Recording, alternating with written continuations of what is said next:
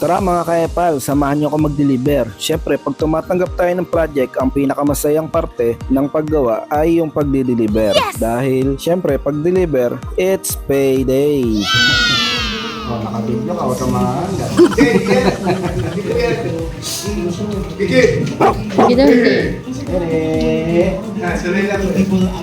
At syempre mga kaepal, isa pa sa pinakamasayang parte ng paggawa ay pag na-satisfied yung customer na ginawan mo.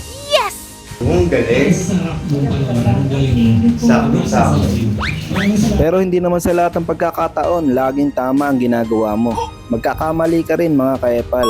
Hindi laging sakto, minsan may kulang, minsan may sobra. Pero ang maganda ron, sa pagkakamali mo ay matututo ka, may a-adjust mo at unti-unti maitatama mo na. Okay, it's perfect.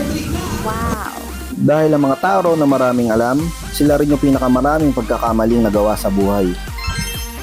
Amoy-amoy lang ako, titignan. Amoy-amoy lang, nakabidyo ka. At eto na nga mga kaepal, na ikabit na natin ang cover ng kanilang sopa. At meron pa tayong isang sopa na ikakabit.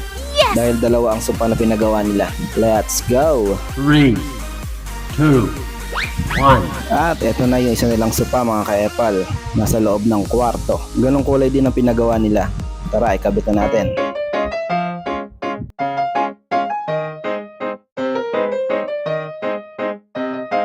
At makalipas ang ilang sandali, ayan na siya, naikabit na natin mga kaepal. Nakadalawang sopa tayo for today. At meron nga rin pala silang pinagawa na lamesa. Ayan, nilagyan din ng cover.